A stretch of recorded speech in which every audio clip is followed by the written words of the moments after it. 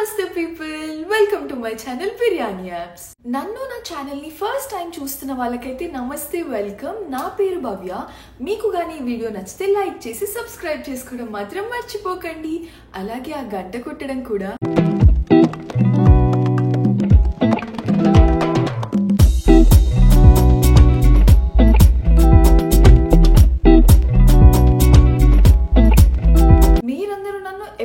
అడుగుతున్న నా hair care వీడియోతోనైతే వచ్చేసిన ఈరోజు ఫైనలీ. ఈ వీడియోలో అయితే నేను నా హెయిర్ ఆయిలింగ్ రొటీన్ చూపిస్తాను. ఇక్కడ యూఎస్ లో నేను నా హెయిర్ ని ప్రెజెంట్ ప్రొటెక్ట్ చేసుకోవడానికి, హెయిర్ ఫాల్ నుంచి కాపాడుకోవడానికి ఏమేమి చేస్తున్నానో అవన్నీ కూడా మీకు చెప్తాను. అండ్ ఇప్పుడు కూడా కొంతమంది అడుగుతున్నారు, మీరు ఎందుకు హెయిర్ కట్ చేసుకున్నారు, చిన్నగా ఎందుకు చేసేసుకున్నారు అని.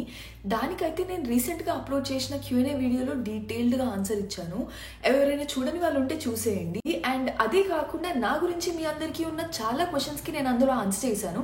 అవన్నీ కూడా మీరు తెలుసుకోవచ్చు. నా హెయిర్ కేర్ గురించి చెప్పమని మీ అందరు ఎప్పటి నుంచో అడుగుతున్నారు, ఐ నో. బట్ ఇంత లేట్ ఎందుకు అయింది అంటే యాక్చువల్లీ నేను ఒకసారి షూట్ చేసినాను, అది ఎడిటింగ్ కూడా అయిపోయింది. ఇన్ఫాక్ట్ నేను అదే అప్లోడ్ చేద్దాం అనుకున్నా. బట్ ఏమైందంటే అది 9:16 రేషియోలో ఉండడం వల్ల మీ అందరికీ చూడడానికి ఇబ్బంది అవుతుందని నాకు అర్థమైంది. సో మీ ఎక్స్పీరియన్స్ కూడా బాగుండాలి చూసేటప్పుడు అని చెప్పి నేను మళ్ళీ షూట్ చేస్తున్నాను. సో తెలియని వాళ్ళకి ఇది నా లాంగ్ హెయిర్ ఇలా ఉండేది. నేను లాస్ట్ ఇయర్ అంటే April 1st, 2023 నేను నా హెయిర్ చాప్ చేసుకున్నాను. అండ్ యాజ్ ఐ సెడ్ ఎందుకు ఏంటి అనేది మీరు నా Q&A వీడియోలో చూసేయచ్చు. అండ్ నాకు ప్రెసెంట్ ఉన్న హెయిర్ కట్ ఏంటి అని కూడా చాలా మంది అడుగుతున్నారు. సో నాది ఫ్రంట్ అయితే face framing butterfly layers, back side అయితే నార్మల్ లాంగ్ లేయర్స్ చేయించుకున్నాను. ఎప్పుడైనా నా హెయిర్ కేర్ చాలా సింపుల్ గా ఉంటుందండి. యూజ్ చేసే ప్రోడక్ట్స్ డిఫరెంట్ ఉండొచ్చు, బట్ ఓవరాల్గా అయితే చాలా సింపుల్గా ఉంటుంది. ఎందుకంటే ఎక్స్ట్రాగా ఏదో చేయాలంటే నాకు చాలా బద్ధకం అండి, నేను అస్సలు చేయను. బేసిక్ దాంతోని మంచిగా ఉంచుకోవడానికి ట్రై చేస్తాను. నా ప్రెసెంట్ హెయిర్ కేర్ రొటీన్లో అయితే food place a major role అండి. ఇప్పుడు నేను చెప్పేదానికి యూఎస్లో ఉండే వాళ్ళు చాలా రిలేట్ అవుతారు. ఎందుకంటే ఇండియాలో ఉన్నప్పుడు నాకు హెయిర్ ఫాల్ ఇష్యూస్ అయితే ఏం లేకపోతుండే అండి. నార్మల్ ఎలా ఉంటుంది అట్లనే ఊడుతుండే. బట్ ఇక్కడికి వచ్చిన తర్వాత అది అసలు ఎంత సివియర్ అయిందో, చాలా క్విక్గా, అసలు ఎక్కువ టైం కూడా పట్టలేదు.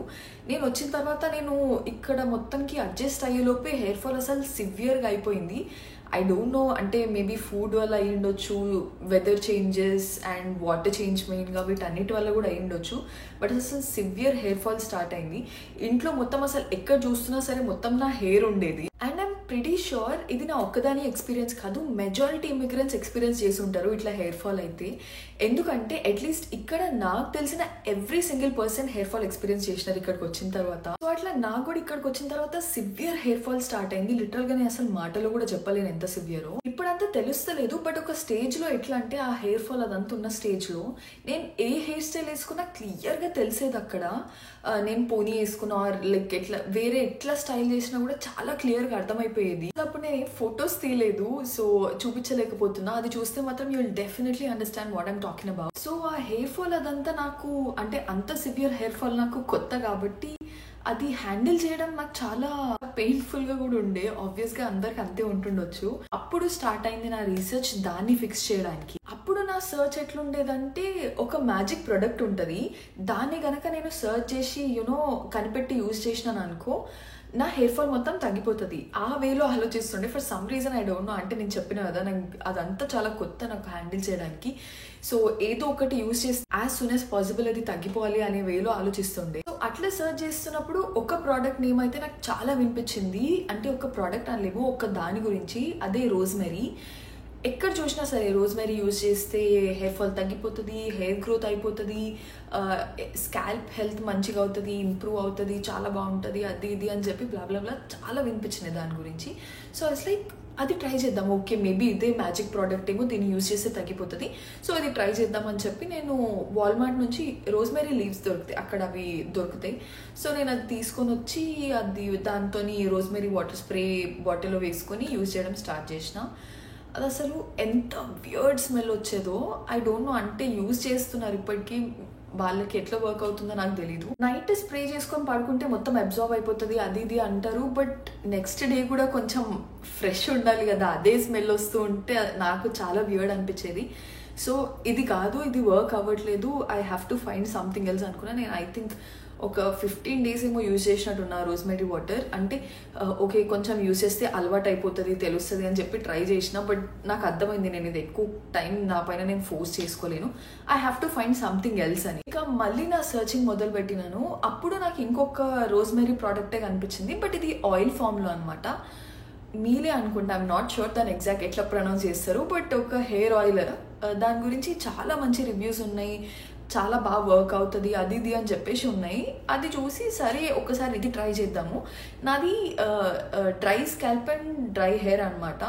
సో ఆయిల్ ఫామ్లో అయితే మంచిగా వర్క్ అవుతుందేమో అని చెప్పి నేను అది ట్రై చేద్దాం అనుకొని మా దగ్గరలో ఉన్న వాల్మార్ట్లో దొరికితే అది తీసుకొని వచ్చి నేను స్టార్ట్ చేసినాను యూజ్ చేయడం. బట్ నా హోప్స్ అయితే చాలా తక్కువనే ఉండే, ఎందుకంటే రోజ్మెరీ వాటర్ యూజ్ చేసినప్పుడు నాకు హెయిర్ ఫాల్ తగ్గకపోగా చాలా పెరిగిన ఉండే అనమాట, ఇంకా ఎక్కువ అయిపోతుండే. సో అట్లా అంటే ఇంకా ఎక్కువ for some reason I don't no scalp ఇంకా చాలా డ్రై అనిపించేది, ఇట్లా బాగా ఇచ్చి కూడా ఉంటుండే. సో నేను దీనిపైన అయితే చాలా లో ఎక్స్పెక్టేషన్స్ పెట్టుకొని స్టార్ట్ చేసినాను. But to my surprise hair fall అయితే తగ్గింది. నేను ఒక 1 month యూజ్ చేసిన తర్వాత డిఫరెన్స్ అంటే లైక్ 1 month అంటే ఒక 7 washes అయినా చేసి ఉంటే అప్పటికి.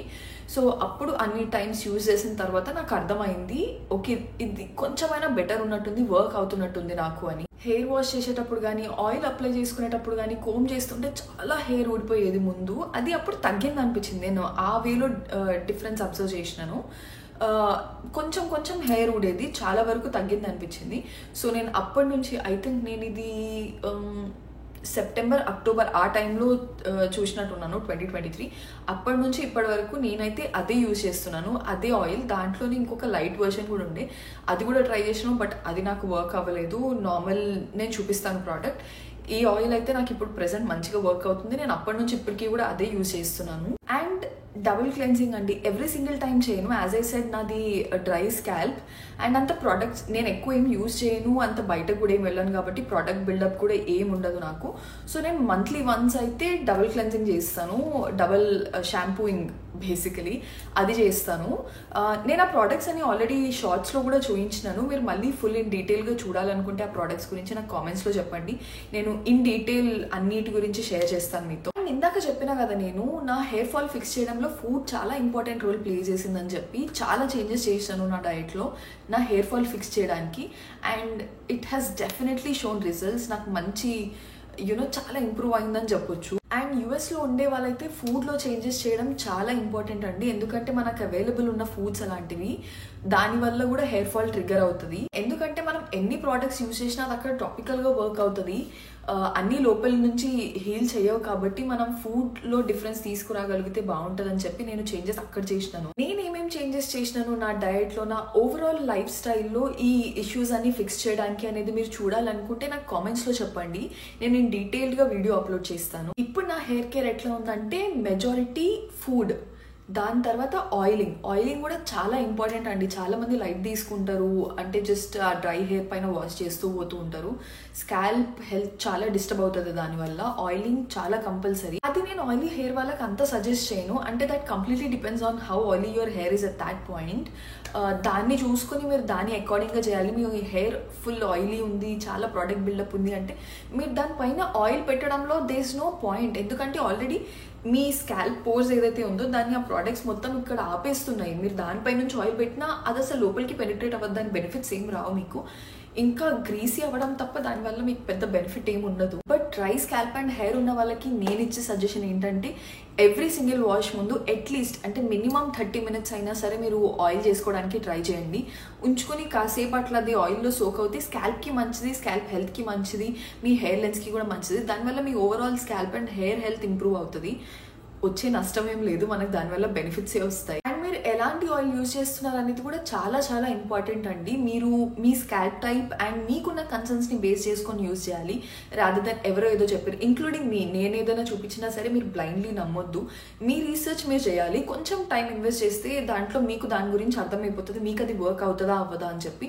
సో దట్ మీరు దాని బేసిస్లో డిసైడ్ అవ్వచ్చు ఏది యూజ్ చేయాలి, మీ స్కాల్ప్కి మీ హెయిర్ హెల్త్కి ఏది బాగుంటుంది, ఏది యూజ్ చేస్తే బెనిఫిట్ వస్తుంది అని దాని బేసిస్లో మీరు సర్చ్ చేసి డిసైడ్ అయ్యి అవి యూజ్ చేస్తే మీకు ఇంకా బాగుంటుంది. సో ఇప్పుడు ఫుడ్ అయిపోయింది అండ్ ఆయిలింగ్ అయిపోయింది. Next shampoo and conditioner. నేను మైల్డ్ షాంపూ యూజ్ చేస్తాను. నేను మీ అందరికీ కూడా అదే సజెస్ట్ చేస్తాను. హార్ష్ కెమికల్స్ అట్లాంటివి ఉన్నాయి, అస్సలు యూజ్ చేయకండి. మైల్డ్ షాంపూ యూజ్ చేయండి.